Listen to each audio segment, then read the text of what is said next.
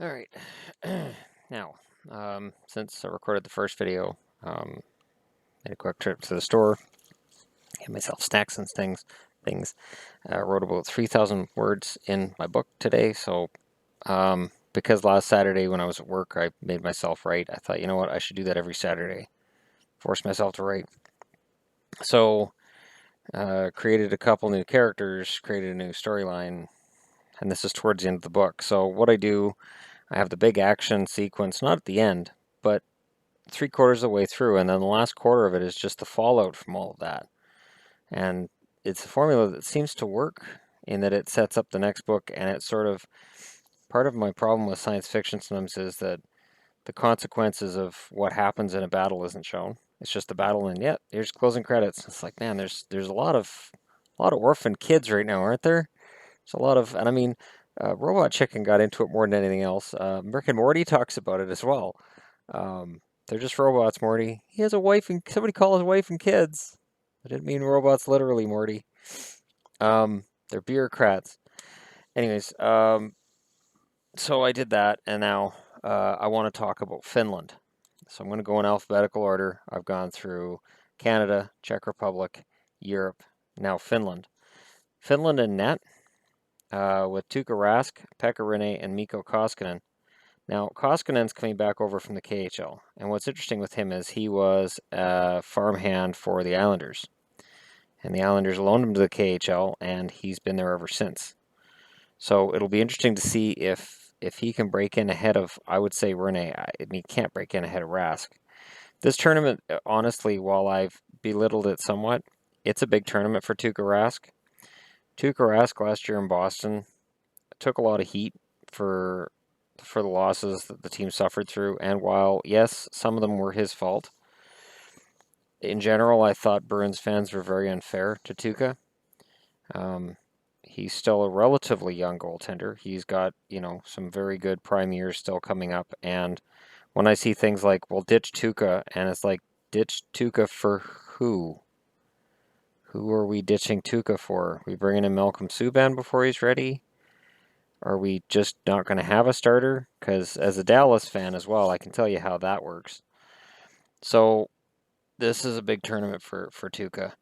On the blue line, they have Jyrki Jokipaka, Sammy Lepisto, who's coming back over from the KHL for this tournament, Esa Lindell, who's a Dallas farmhand, Olli Mata, Ville Poka, who is a Chicago farmhand, Rasmus Ristolainen, and Sami Vatanen. Good defense. Either Lindell or Poka probably sits out. Lepisto's coming into play. He's a veteran player. He's played a lot of international hockey, so he's coming back to play.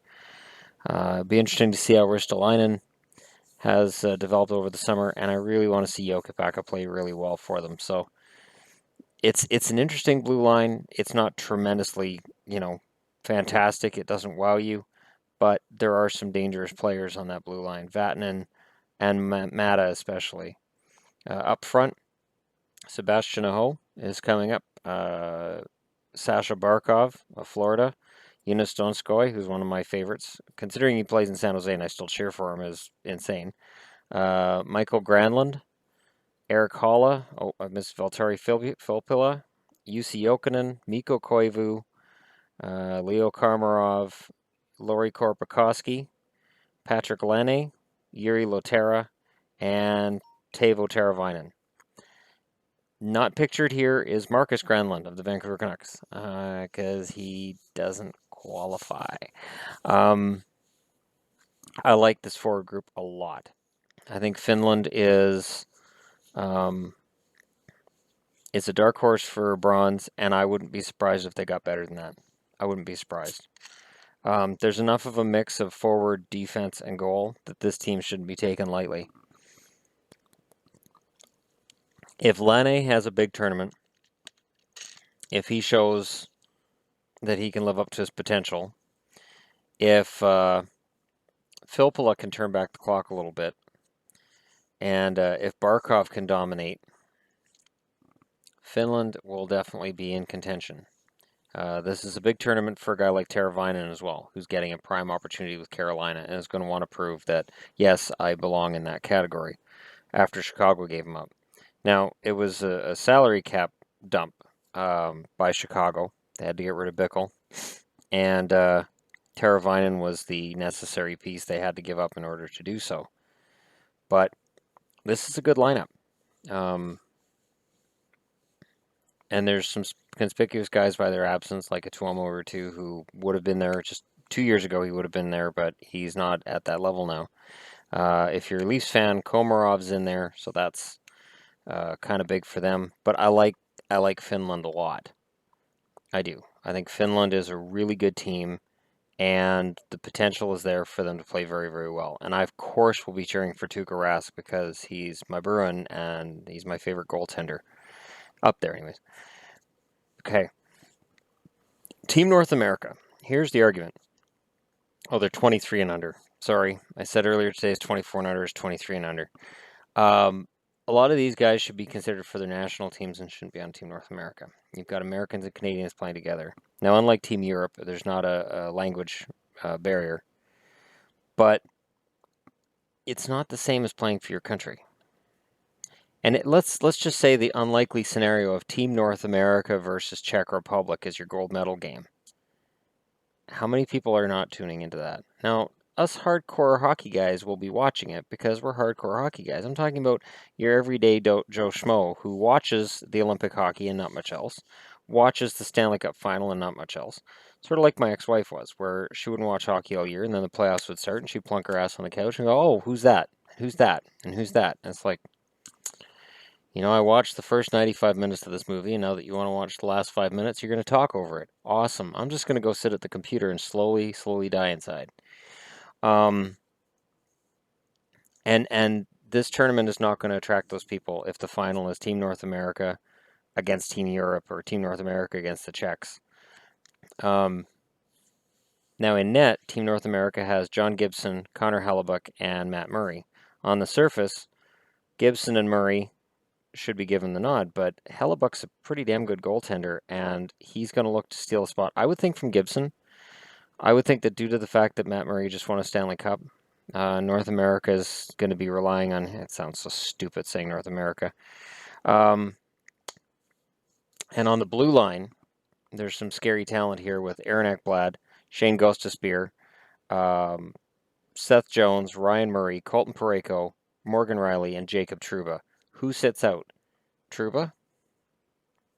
I'm saying Trouba because to me, he's probably the weakest of those seven, but he's still a pretty damn good defenseman. And Seth Jones would be playing for Team USA if, not for this stupidity. And, you could make Team Canada and Team USA that much stronger if these guys were playing for their country instead of on this North America 23 and under crap. Forwards, Sean Couturier. It'd be interesting to see how he plays because Couturier came up with a lot of offensive promise that he hasn't really realized yet.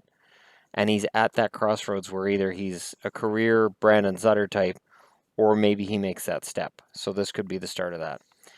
Jonathan Drouin, Jack Eichel, Johnny Gaudreau, Dylan Larkin, Nathan McKinnon, Austin Matthews, Connor McDavid, JT Miller, Sean Monahan, Ryan Nugent-Hopkins, Brendan Saad, and Mark Scheifele. That is as loaded a lineup as any in this tournament. That lineup up front is so bloody fast and talented.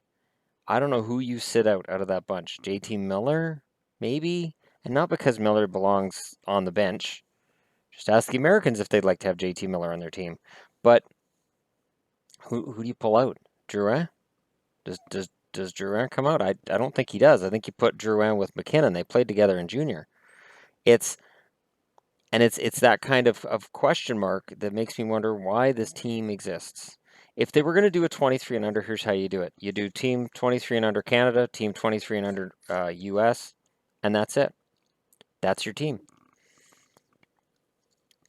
This team is, going to be pretty damn good and is going to contend for, if not a medal, going to contend for first place because they are that fast, they are that talented, and just the idea of McDavid, Matthews, McKinnon, Gaudreau, Eichel, like, oh my god, this lineup is so stacked. And it's so stacked with really good, hungry young players. And it's a shame they're not playing for their country. So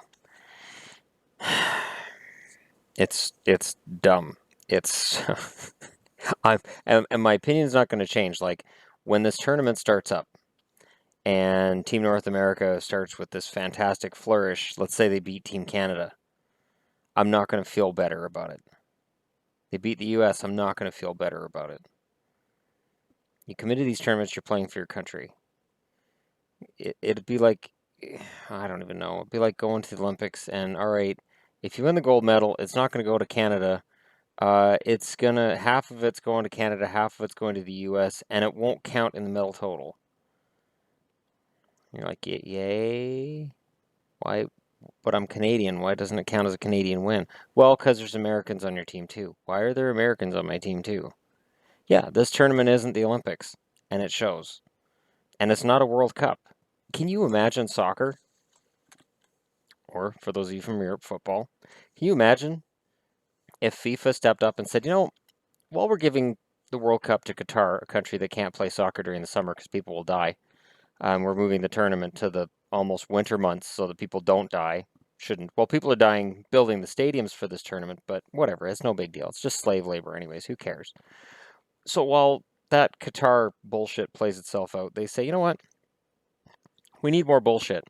We're going to take Trinidad and Tobago, Jamaica, uh, Canada, El Salvador, Guatemala, Nicaragua. We're gonna make them one team. It's gonna be one country.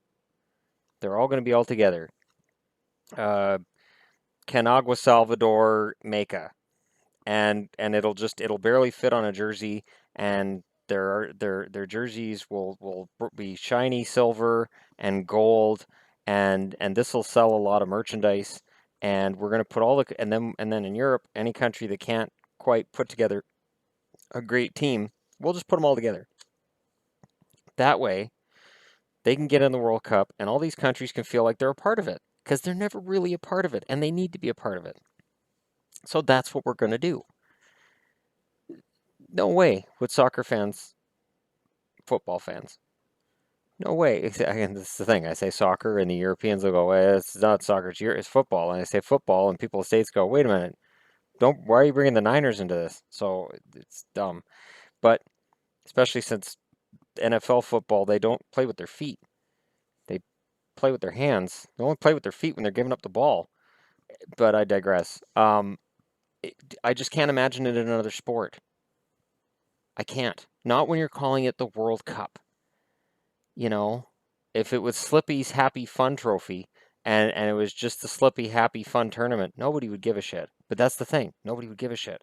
So the NHL says World Cup, we'll make this the World Cup, and we'll get all kinds of countries to pay attention and watch. And all these NHL players who are stars and their countries aren't good enough for the top six, we'll just make them a country together. Like, I just can't see it in another sport. I just can't see it. Ever. And if they're going to do it, then why not grab a couple guys from Ireland, some guys from Australia? And I know that sounds crazy, but those countries exist. Mongolia has a national hockey team. There's only like 100 guys in Mongolia that are officially, registered as hockey players, but that's not the point, right? We want everybody to feel included. Well, why don't we do that then? There's 58 countries, I think it's 58 or somewhere around there, that play hockey. Why not just take up the best player from all of those other countries and put them all together? Yeah, they're probably going to get slaughtered, but at least then it's something interesting. It'd be something to talk about, and you never know. Some guy might step forward and you go, hey, he's pretty good, he should be drafted. Maybe some kid out of Israel. Yeah, Israel has a team. Maybe the kid they pick out of Italy, maybe he becomes a star player. And then there's almost some legitimacy to the idea of putting them together as a team. This Team North America, you know what this is for? This is to make sure that all those young guys that you buy rookie cards of right now, that they're in the tournament. So that they can make money in merchandise sale and selling the jerseys with their names on the back. Because if they went just with Canada and the US, and if they allowed Switzerland, Denmark, Norway, countries like this to have a shot at being in it, well, if you're a number 4 defenseman for Norway, your jersey's not going to sell on NHL.com. Yes, if you're in Norway right now, you want to see your country represented. If you're in Denmark, you want to see your country represented. And you have every right to in a World Cup situation. This is the NHL. This is the Bettman Cup. Put Bettman's face on the trophy and see how quickly players are like, I'm not touching that shit. But we won it. I don't care. Does anybody have a garbage can? Garbage can we can carry around? The Washington Capitals carried a garbage can around when they won a road game in their first season. They did. Um, and I think players would rather carry around a garbage can because Washington had lost, I think it was 38 games in a row. In the 39th game, they finally won a game on the road. So they carried a garbage can around the ice in like a fake Stanley Cup celebration that they finally won a game. Pretty awesome. But that's that's how this whole thing feels to me. So I mean, I will go over the rosters, but when I see this, when I see Sean Monahan, Dylan Larkin, Johnny Gaudreau, like the names go on and on and on. Connor McDavid. Connor McDavid should be strapping on a friggin' Canada jersey.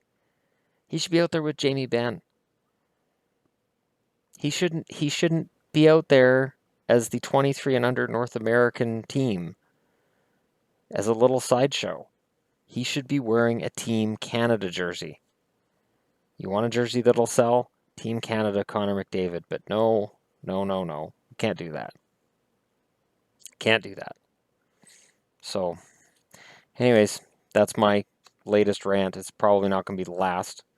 But at least Team Finland's all guys from Finland. Sasha Barkov, technically, his dad was Russian, but Sasha Barkov is a Finnish citizen and he is Finnish. So, even though the first time I saw Barkov's name, I'm like, wait a minute, that's a Russian name. Yeah, and, it's actually, considering the Russian-Finnish heritage thing, the fact that Finns have got behind this kid with the Russian heritage is pretty cool. It's pretty awesome. So I hope Barkov has a big tournament, and Tuukka Rask has a big tournament, and hopefully when the gold medal game rolls around, it's Finland and Sweden. I'm serious. I would love for this to be Finland and Sweden, because those Scandinavian countries hate each other. It would be a great game. And Gary Bettman would have to sit in the stands, all sweaty and uncomfortable with that stupid smile on his face, pretending this is exactly what we planned. When this tournament is set up and created to highlight the stars of the NHL. And if it came down to Sweden and Finland, ratings in North America are going to be down, and the NHL kind of takes a bath on it. Not completely. Like, the tournament's going to be a success one way or the other, but the NHL GMs are really hoping for either the Russians and the Americans, the Russians and the Canadians, or the Canadians and the Americans. They won't admit it publicly, but that's what they're hoping for. U.S. and the Russians, that gets ratings down south. Canada and the Russians gets rating up here. Canada and the U.S. gets ratings on both sides of the border. Because Canada is very insecure about the U.S. And anytime we can beat the U.S. at anything, including hockey, we cheer and go nuts. It's the insecure Canadian way. Underneath all the apologies and all the niceness is a, boy, I'd really like to beat the shit out of the United States. That feeling is there. But we know damn well we can't do it, so we just wait until the right sporting event, and this might be it, where it can happen. But just as easily the U.S. could beat us. I'll get into the U.S. roster at another time. Anyways, thanks for watching.